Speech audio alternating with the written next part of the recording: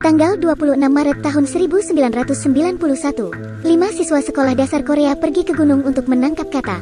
Tapi mereka tidak pernah kembali setelahnya. Orang tua anak-anak itu mencari ke seisi Korea selama 6 bulan. Namun mereka tidak pernah menemukan satu petunjuk pun. Insiden itu bahkan membuat Presiden Korea Selatan waspada saat itu. Setelah Presiden memberikan instruksi khusus, polisi memerintahkan 320.000 personel termasuk tentara, dan mengeluarkan sekitar 200 juta selebaran. Investigasi dilakukan di seluruh negeri, dan beberapa perusahaan mencetak foto anak-anak yang hilang pada kemasan produk mereka. Banyak kemasan yang memasang wajah mereka saat itu. Hadiah bagi yang menemukan mereka berjumlah 42 juta won. Tapi karena waktu itu musim gugur, banyak daun menutupi tanah, pencarian terhenti. Orang tua yang mulai putus asa pun bahkan menemui dukun. Mereka meminta dukun itu memprediksi keberadaan anak-anak mereka. Setelah sedikit manipulasi oleh dukun itu, ia mengaku telah menemukan anak-anak, menunjuk sebuah truk sampah yang lewat, dan berteriak bahwa anak-anak ada di dalam sana. Para orang tua segera mengejar truk sampah itu dan menghentikannya. Dengan panik mencari di antara tumpukan sampah di truk, mereka sudah putus asa mencoba menemukan sesuatu di dalamnya. Namun tak ada yang ditemukan. Harapan yang telah dibangkitkan sekali lagi pupus. 5 tahun kemudian, orang-orang secara bertahap melupakannya. Hanya para orang tua yang terus mencari dengan keras. Mereka berhenti dari pekerjaan mereka. Mereka melakukan perjalanan ke seluruh negeri. Mereka mendengar spekulasi bahwa mungkin anak-anak jatuh ke danau. Jadi mereka meminta seseorang untuk menguras air danau. Tapi hasilnya sama. Mereka semua kecewa dan bersyukur. Tidak ada mayat yang ditemukan. Itu berarti anak-anak mungkin masih hidup. Karakter utama, Ji-se, adalah produser eksekutif. Dia baru saja memenangkan penghargaan. Tapi dia diturunkan pangkatnya ketika dia diketahui telah memalsukan film itu. Dia lalu dipindahkan ke bagian kriminal untuk menindaklanjut kasus anak-anak kodok. Dia pergi ke ruangan penyimpanan file. Dia mengambil semua file kasus itu dan mempelajarinya. Dia menemukan petunjuk dari rekaman tahun itu. Seorang profesor universitas telah mengemukakan gagasan tentang perilaku kacau. Hari anak itu menghilang adalah hari pemilihan dewan lokal berlangsung. Kota ditutup untuk hari itu. Seseorang pasti telah mencoba untuk mencegah anak-anak itu untuk memilih, dan menarik perhatian mereka agar pergi ke gunung. Kemudian mereka menyebarkan desas-desus bahwa anak-anak itu hilang. Namun dalam prosesnya, kecelakaan terjadi. Jadi, kasus penghilangan itu sengaja dibuat, dan sangat mungkin anak-anak itu menjadi korban kejahatan. Keesokan harinya, Ji-se menemui profesor. Ini adalah kesempatan bagus untuk membuka lembaran baru kasus itu. Jadi dia sangat ingin mempelajari lebih banyak informasi darinya. Profesor juga telah mengikuti kasus ini. Dia mengatakan bahwa anak-anak pedesaan biasanya bermain di luar dan pulang saat matahari terbenam. Ini adalah hal yang sangat normal. Tapi mereka hilang saat siang hari pada hari kejadian. Tidak ada informasi apapun bahwa anak-anak itu hilang. Ibu Jong-ho mulai mencari ke sekeliling desa, berteriak bahwa anak-anak telah hilang. Yang lebih aneh lagi adalah 2 bulan setelah anak-anak menghilang, Ibu Jong-ho telah menerima telepon dari Jong-ho. Tapi reaksinya luar biasa tenang. Sama sekali tidak seperti seorang ibu yang kehilangan anak-anaknya. Seharusnya ia bereaksi lebih. Dan polisi telah memasang pelacak di teleponnya. Cukup tekan tombol. Mereka bisa melacak lokasi penelpon. Namun Ibu Jong-ho tidak menekan tombolnya. Dan justru menutup teleponnya dalam detik ke-17. Ji-se mendengar dari penduduk desa di desa yang sama. Ibu Jong-ho biasanya tidak pernah mengunci pintu. Tapi pada hari kejahatan berlangsung, pintu rumah Jong-ho terkunci. Seolah-olah dia sengaja mencoba menyembunyikan sesuatu. Profesor mengira ada yang salah dengan keluarga itu. Keesokan harinya, Ji-se dan profesor mengunjungi orang tua Jong-ho bersama. Tidak ada yang membukakan pintunya. Mereka mengira tidak ada orang di rumah dan masuk begitu saja. Tapi mereka melihat Ibu Jong-ho berdiri tanpa ekspresi di dapur sedang mencuci piring. Dia tidak mengatakan sepatah kata pun. Suasana di dalam rumah juga sangat aneh. Ayah Jong-ho mendengar suara dan keluar untuk menemui mereka. Tepat saat ayah Jong-ho berbalik untuk mengambil sesuatu, nenek Jong-ho masuk, menunjuk ke belakang ayah Jong-ho. Diam-diam membuat gerakan tangan yang aneh. Profesor juga mengamati. Sebuah ruangan baru telah dibangun. Selama mengobrol, ayah Jong-ho berkata bahwa perilaku istrinya disebabkan oleh hilangnya anak mereka. Pagi hari saat kejadian itu, Ibu Jong-ho tiba-tiba mengalami nyeri dada. Dia segera berspekulasi bahwa anaknya mungkin sedang dalam masalah. Adapun mengapa dia tidak menekan pelacak tepat waktu, ayah Jong-ho menjelaskan bahwa itu adalah kesalahan operasional biasa. Sebelum pergi, profesor meminta izin untuk pergi ke kamar mandi. Kemudian ayah Jong-ho juga mengatakan bahwa dia juga harus pergi ke belakang. Tapi beberapa detik kemudian, ayah Jong-ho keluar bersama dengan profesor. Semakin profesor memikirkannya, semakin ia merasa ada yang aneh. Ia merasa ayah Jong Ho sangat gugup dengan kamar mandi itu. Ketika profesor pergi ke toilet pria, dia segera mengikutinya ke kamar mandi wanita di sebelahnya. Begitu masuk, profesor mendengar ayah Jong Ho bergumam, "Jong Ho hilang." Seluruh keluarga menjadi sangat cemas. Ibu Jong Ho menangis selama berhari-hari, seolah sengaja berkata kepada profesor. Dan profesor melihat ayah Jong Ho yang bertindak aneh. Semua tanda ini membuat sang profesor semakin mempercayai kecurigaannya. Ayah Jong Ho adalah pembunuh kelima anak itu. Ini adalah salah satu dari 3 kasus yang belum terpecahkan yang telah menggemparkan Korea selama 30 tahun. 5 anak laki-laki pergi ke gunung untuk menangkap katak dan tidak pernah kembali. 320.000 petugas polisi menggeledah daerah itu. 200 juta selebaran dibagikan secara nasional. Tapi tetap tidak ada satupun anak yang ditemukan. 5 tahun kemudian, Ji-se dan profesor muncul dan menyelidiki kasusnya lagi. Selama investigasi, perilaku yang tidak biasa dari orang tua Jong Ho menarik perhatian kedua pria itu. Seolah mereka memiliki rahasia yang takut akan terbongkar. Jadi profesor menemui ayah Jong Ho. Dia mengusulkan untuk menggali halaman rumah keluarganya. Setelah mendengar ini, ayah Jong Ho langsung menamparkan wajahnya. Dengan marah menunjuk profesor dan berkata, ia harus bertanggung jawab penuh jika ia tak menemukan apapun. Segera setelahnya polisi tiba di rumah Jong Ho. Dikelilingi oleh media dan penduduk desa setempat. Mereka merobohkan ruangan yang baru dibangun. Ini mungkin tempat mereka menyembunyikan mayat anak-anak itu. Dan dengan bantuan truk penyedot tinja, mereka menggeledah kamar mandi yang paling dicurigai. Profesor dengan gugup menarik kerahnya. Munculkanlah sesuatu, katanya. Ia berharap sesuatu keluar dari sana. Ibu Jong Ho meminta suaminya agar menghentikan orang-orang ini. Tapi ayah Jong Ho terduduk lesu di tanah. Tidak bisa mengatakan sepatah kata pun. Tiba-tiba truk kotoran itu seperti menangkap sesuatu. Semua orang berkumpul. Mereka membilasnya. Tapi yang mereka temukan hanyalah sepatu wanita. Dan yang hilang adalah anak laki-laki, bukan perempuan. Segera setelah kamar mandi terkuras, tidak ada petunjuk apapun yang ditemukan. Penduduk desa dan tetangga mulai ribut. Tiba-tiba profesor melihat nenek Jong Ho di tengah keramaian. Teringat nenek dulu, menunjukkan sikap aneh dan menunjuk ayah Jong Ho. Profesor menariknya, memintanya untuk melakukan gestur itu lagi. Wanita tua itu menggelengkan kepalanya ketakutan. Profesor itu berteriak padanya dengan cemas. Orang tua itu ketakutan dan mengulangi gerakan sebelumnya. Profesor menjelaskan bahwa itu adalah semacam perilaku isyarat yang kuat. Gerakan seperti ini biasanya dilakukan oleh orang tertentu. Ini untuk menunjukkan bahwa orang tua Jong Ho adalah pembunuhnya. Tapi kemudian nenek itu membuat gerakan yang sama kepada profesor. Dia membuat gerakan yang sama untuk semua orang. Ternyata nenek itu mengidap penyakit. Dia hanya meracau. Kerumunan di sekitarnya menjadi rusuh. Mereka meneriaki profesor karena menjadi pria brengsek. Ia telah dengan tega mencurigai orang tua Jong Ho, telah membunuh anaknya sendiri, dan merusakkan rumahnya. Orang tua dari anak-anak lain, mereka marah karena luka lama mereka kembali terbuka.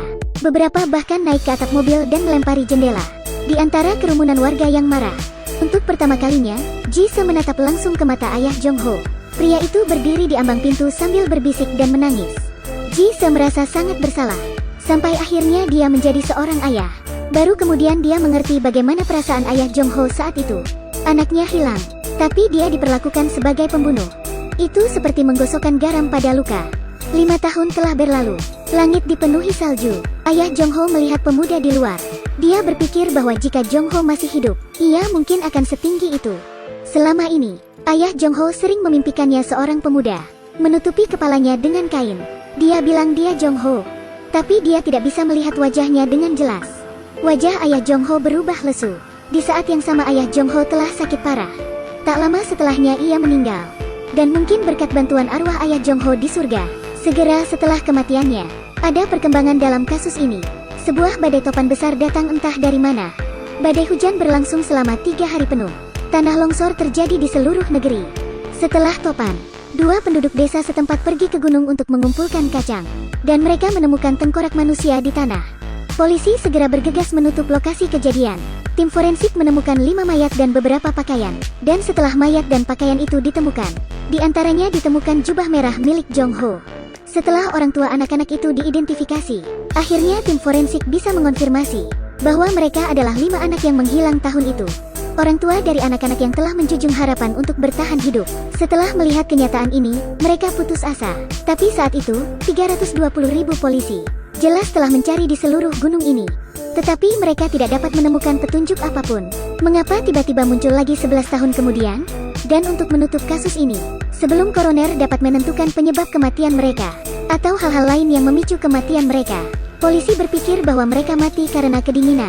Mereka meninggal karena sebab alami. Tapi argumen ini tidak dapat diterima.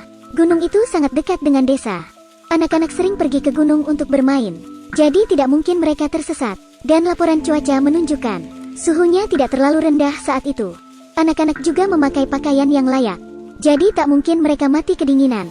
Setelah memeriksa mayat anak-anak itu, forensik menemukan bahwa kematian anak-anak itu janggal. Nama anak laki-laki itu adalah Jong Ho. Seseorang menggodanya bahwa dia akan mati jika jubah merahnya menyentuh tanah. Jadi dia harus terus berlari. Seorang teman dari desa yang sama membantunya untuk mengikatkan jubah di pinggangnya, sehingga tidak akan menyentuh tanah. Tapi sore itu, dia dan 4 anak laki-laki lainnya pergi ke gunung untuk menangkap katak. Mereka tersesat. Keberadaan mereka tidak diketahui. 11 tahun kemudian, kelima anak itu ditemukan, telah menjadi tulang belulang di pegunungan dekat rumah. Ji-se pergi menemui ilmuwan forensik.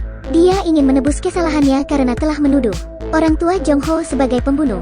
Ilmuwan forensik memberitahunya, anak-anak dibunuh. Saat mayat ditemukan, mereka ditumpuk di atas tubuh satu sama lain. Sebuah batu besar diletakkan di tubuh paling atas. Mayat-mayat itu ditemukan dengan kepala tertutup jaket. Kakinya diikat dengan celana. Metode mengikatnya sangat spesial. Orang yang terikat dapat dengan mudah melepaskan ikatannya. Dan ada lebih dari 20 luka di kepala. Luka itu terbentuk dengan rapi. Bagian tengah kepala, ada luka menganga seluas 20 cm. Senjata yang digunakan pembunuh itu sangat spesial. Tim forensik tidak bisa menemukan senjata yang sama.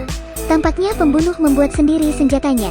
Dapat disimpulkan bahwa pembunuhnya menderita semacam penyakit mental, atau seorang psikopat. Dia memperoleh kesenangan dari membunuh korbannya. Ji-se menemui petugas polisi yang bertanggung jawab atas kasus ini. Petugas polisi mengatakan kepadanya bahwa pada hari rumah Jong Ho digali. Dalam perjalanannya untuk berpatroli di gunung, dia bertemu dengan sebuah mobil asing diparkir di depan rumah Jong Ho. Dia pergi untuk bertanya kepada pemilik mobil itu. Tetapi ketika pemilik mobil mengetahui bahwa itu adalah seorang perwira polisi, ia segera melaju pergi. Dia selalu curiga bahwa pria itu adalah pembunuhnya. Ia menggambarkan ciri-ciri orang yang ia temui, juga menuliskan nomor plat untuk menemukan alamat pria itu. Tetapi tanpa bukti apapun, dia tidak punya pilihan selain menyerah. Polisi mengirim potret dan alamat itu kepada Ji-se. Ji-se mengikuti alamatnya dan menemukan rumah pria itu. Ia menyelinap masuk saat rumahnya kosong. Begitu masuk, dia melihat banyak gambar ikan di dinding, dan juga sekotak penuh mainan anak-anak. Ia juga menemukan foto identitas pria itu. Ji-se bergegas mengambil foto itu. Kemudian melihat buku-buku di lantai diikat dengan tali. Ia menemukan simpul ikatan yang sama persis dengan yang ditemukan tim forensik. Ia yakin orang ini adalah pembunuhnya. Pada malam hari, Ji-se mengintai rumah si pembunuh. Pembunuh itu pulang dan menemukan tanda-tanda bahwa seseorang telah masuk rumahnya. Ketika dia keluar untuk memeriksa, dia menemukan Ji-se sedang tidur di dalam mobil. Ia juga melihat alamat dan potret rumahnya di dalam mobil Ji-se. Dia mengambil gambar nomor plat mobil Ji-se dengan ponselnya. Keesokan harinya istrinya menelepon. Katanya putrinya menghilang. Mereka dengan panik mencari, tapi putrinya muncul perlahan dari arah lain. Ji-se menemukan bahwa lutut putrinya terluka. Putrinya mengatakan dia jatuh saat berayun, dan ada seorang paman yang membalut lukanya. Ji-se melihat cara pita itu diikat. Ia langsung berkeringat dingin. Itu adalah jenis ikatan yang sama. Putrinya menjadi sasaran si pembunuh. Ji-se segera mengejar pembunuh itu. Ia mendatangi rumah jagal. Di atas meja, dia melihat sebuah pola yang sama dengan luka milik kelima mayat anak itu. Dan dari rekannya, Ji-se tahu pembunuhnya adalah seorang tukang daging. Saat membunuh ternak, dia tidak suka membunuhnya dengan menyengatkan listrik. Ia lebih suka memukul kepala hewan-hewan itu. Satu persatu, dia memukul kepala sapi dengan keras dan membunuh mereka secara langsung. Ji-se berjalan ke rumah jagal dan langsung mengatakan bahwa pria itu pembunuhnya. Pembunuhnya masih berpura-pura bodoh pada saat itu. Dia memikirkan putrinya yang diancam. Dia juga memikirkan rasa sakit yang dialami kelima anak itu sebelum mereka meninggal. Dia berjalan ke arah si pembunuh dan mencengkeram kerahnya, dan memaksa pria itu mengakui kejahatannya. Tapi si pembunuh tertawa. Ji-se akhirnya tidak bisa menahannya dan memberinya pukulan. Keduanya bergulat satu sama lain. Pembunuh itu mencekik Ji-se, namun tiba-tiba melepaskannya. Dengan arogan, dia berbisik di telinganya, "Pembunuhnya adalah saya. Tapi apakah Anda punya bukti?" Setelah mengatakan itu, dia pergi, meninggalkan Ji-se tergeletak di tanah, meraung tak berdaya. Beberapa hari kemudian, orang tua datang untuk mengambil tulang dan pakaian anak-anak mereka. Semua orang tidak percaya dengan apa yang mereka lihat. Mereka berpikir bahwa akhirnya mereka baik-baik saja. Tetapi memikirkan bahwa anak-anaknya sangat menderita sebelum mereka meninggal. Tak ada yang bisa mereka lakukan selain menangis pilu. 11 tahun mereka bertahan pada harapan, kini semuanya sia-sia. Ibu Jong Ho juga akhirnya mengaku pada Ji Se. Panggilan telepon tahun itu. Dia dan ayah Jong Ho sama-sama tahu bahwa itu hanya lelucon. Bagaimana mungkin seorang ibu tidak mendengar suara anaknya? Dia memilih untuk menyembunyikannya. Dia ingin meyakinkan polisi bahwa anaknya masih hidup. Dan berharap mereka terus menyelidikinya. Tapi yang mengejutkannya, pada akhirnya hanya kerangka anaknya yang kembali. Pembunuh dalam film hanyalah sebuah kreasi artistik dari film itu sendiri. Kenyataannya, kasus bocah kodok yang hilang belum terpecahkan. Sudah 15 tahun setelah masa penuntutan. Itu berarti bahkan jika si pembunuh tertangkap suatu hari nanti, ia tidak akan bisa dihukum dan tidak bisa dituntut. Juga media telah salah mengira para bocah itu menangkap katak. Mereka ke gunung untuk mencari kadal api. Banyak spekulasi tentang siapa pembunuhnya. Banyak pendapat yang berbeda yang muncul di internet. Di dekat ditemukannya mayat, banyak sekali peluru ditemukan. Dan gunung itu dekat dengan lapangan tembak tentara. Polisi menduga bahwa mereka adalah korban salah tembak para tentara. Tapi tentara membantahnya dengan keras. Dan karena tengkorak yang ditemukan sudah sangat lama, tidak bisa dipastikan bahwa luka di kepala itu disebabkan oleh peluru. Ada kemungkinan ketika mereka sedang mencari kadal, mereka menemukan peluru di tanah. Jadi mereka beralih dari menangkap kadal api menjadi mengumpulkan peluru.